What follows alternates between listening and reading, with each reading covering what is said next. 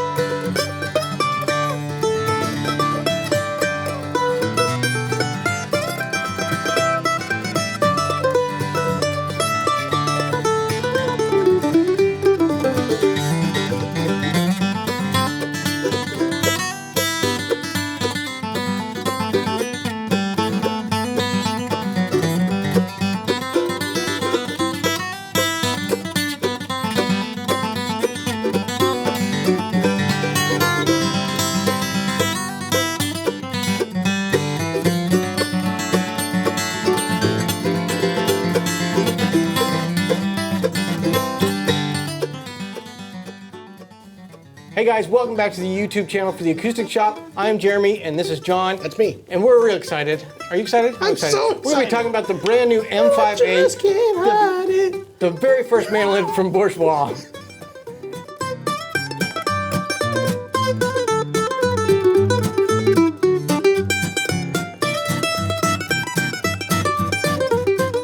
Hey guys, we are really excited to be talking about this brand new mandolin. I don't know about you, but I'm super excited. If you guys aren't that excited about it and just want to hear music, we made a whole video where we played that last song, did a little swinging on it.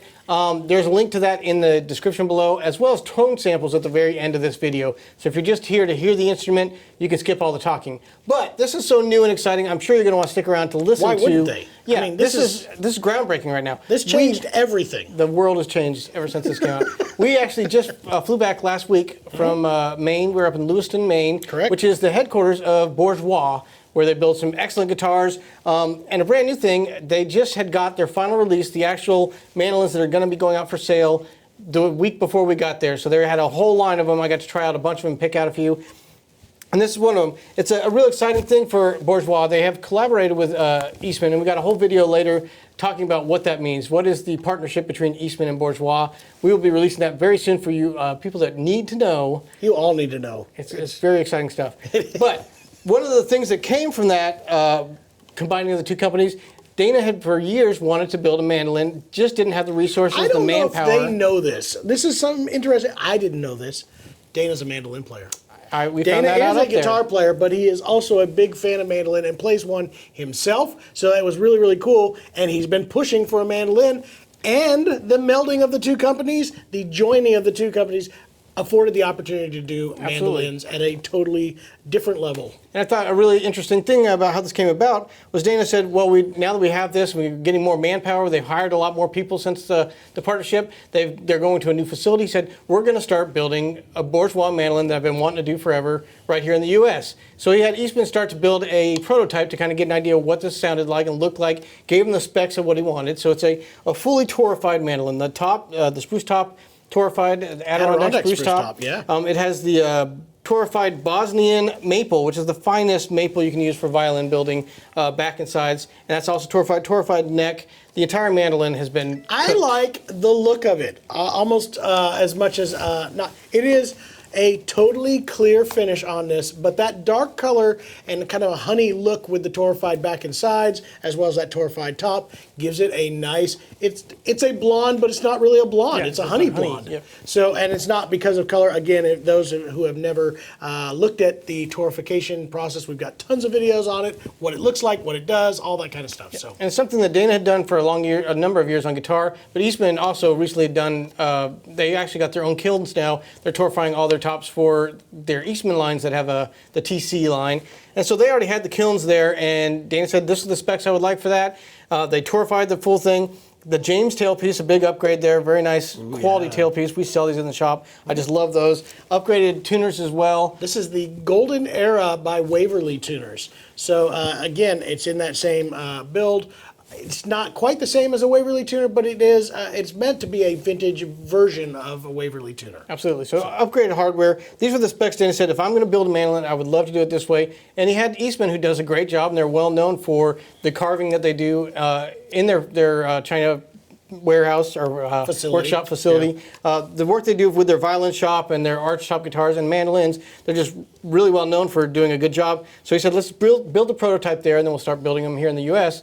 And he said the first batch they got in, he's like, this is too good. It's going to take us 3 years before we're ready to start building here in the U.S. Let's just go ahead and release this. And it's basically the specs that Dana Bourgeois wants on his mandolin. The neck profile is different. Yep, a little wider. Nut width is there. It still is a radius fretboard, but it has a more V shape than what is normal for Eastman mandolins. Absolutely. So that's something that Eastman said they had gotten a number of requests for years about a slightly wider nut, and now with the Bourgeois version, they were able to do that. And like I said, a slightly more V, which is very comfortable in your hand. It feels more professional. And again, there is nothing wrong with the Eastman mandolins. We all know that. We've loved them. You've been playing one. We all know that. But there is a feel to this neck. It feels very, very pro. Absolutely. It just, I'm pretty knocked out on this mandolin. We got it in yesterday while you weren't here. I played it for a little while. I'm here to tell you, if I were to take home a mandolin, this is the mandolin I'd probably take home. It is a monster. Yeah, and I've got to say, I took advantage of the fact that we were at their workshop, and I went through all 10 mandolins they had, and it was a back and forth. Me and Jason, while John was picking out woods for guitars, we're just going through these mandolins, and I'm trying to pick out the best, but we'd get a best, and like, this is it. And we'll get another one, it's like, well, this one might have something, so we'd have to keep going back and forth and back and forth. And it was hard to pick out. It was also hard to pick out woods when they're just banging on mandolins for a long period of time. Well, it shows you the quality. I mean, it was consistently difficult to find one that much more excellent than the other. We found them, though. You want to get them from the acoustic shop, but no. Truly, they picked out 4 that were probably some of the most amazing sounding mandolin. Again, there wasn't a dog in the absolutely. bunch. I would have taken any of them, but just to my ear, I found some details that I really liked. So this is something that Dana said, these are too good to not release now while we're getting up to scale. They're going to be moving to a new facility within the next year, adding almost double their workforce as part of the result of the collaboration with Eastman. So while they're waiting on that, he said, let's get this out. And originally it was just going to be an A style. That turned out so well that there's secret news that they will be doing an F style. It's not secret. It's not total know secret. it. We got to play the prototypes though. We did. And man, they are monster mandolins as well. So they're starting out with this A style, the M5A. It's going to be I think a hit with anybody that has been looking for that in-between price range. Eastman does a great job, and I've been such a super fan of what they're putting out in the price range. And we did a video where we compare the Gibson F9 and the top 815. Again, very interesting comments on that one. If you have not watched that video, please go check that out. We'll try to put a link at the end of the video. And I'd spend time in the comments. You will be surprised at how many people either preferred or loved the Gibson or the Eastman back and forth. And there were some people that just plain could not hear the difference. And I know the question we're going to get with this, and we're going to have to do a video, is there a difference? It's built by Eastman. Is there a difference between this Bourgeois mandolin and an Eastman? I've got to tell you right now, the answer is yes. We don't even have to make that video. But no, the torquification, I think, makes a huge difference. I think because it is at Dana's specs, Eastman did spend maybe a little more time focusing on the detail changes that he wanted with the neck profile. The hardware, obviously, a great upgrade on that. So we will be doing that comparison video, I'm sure. Sure. But just spoiler alert, I think there's a difference. Yeah, I actually think this particular mandolin that Jeremy's playing right now is one of the loudest mandolins we've had in this studio. So again, I would not be afraid to put it up against any other one that we've had in here. And again, I wouldn't be afraid to put this up against a bunch of the F-style mandolins. This is a great sounding, great playing mandolin. So anyway. Well, something to keep in mind is that this is, talk about new. This just came into their facility. They did some setup work. They didn't even have the labels inside when we were over there. Yep. So they put the labels inside with the serial numbers. So it's just something I always look for, and we've talked about this before, is just a real even tone where you don't have like a super bass heavy or you don't have a super tinny. You want something very balanced. Normally, over time, the things that really develop as it opens up is that low end and the deepness to it, the woodiness, if you will, for mandolin. So this already has that, but it's not overwhelming because I know as this is played, that's really going to beef it up a bunch. And if it has that much to it as a brand new mandolin, I can't wait to hear it a year or two from now. Yep. I think it's going to be a great mandolin. I think what has to happen right now is you have got to give us a tone sample so all of them can hear what it's going to sound like. All right.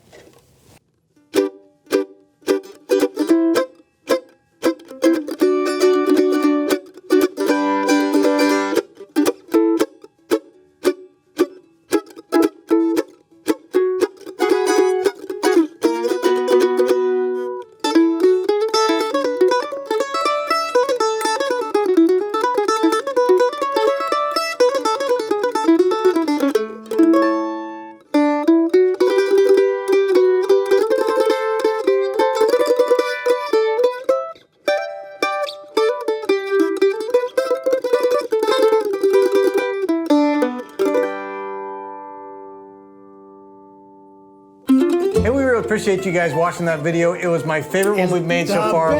We've done hundreds of videos, and that was the best one. It was. And the next one's going to be even better. If you'd like to see that, be sure you subscribe to this channel. And also, the more you comment and interact below, the more the YouTube algorithms pick it up and start pushing it out to other people, like-minded people. Algorithms? Algorithms, they're everywhere. They permeate the internet, and YouTube's got one, and it watches our videos, and it sees how much you comment, and then it pushes us to other people like you. And we want everyone to experience the Acoustic Shop world, where we talk about instruments, we do reviews, we got some fun videos coming up. We thank you guys so much for being a part of it, and we'll see you in the next video.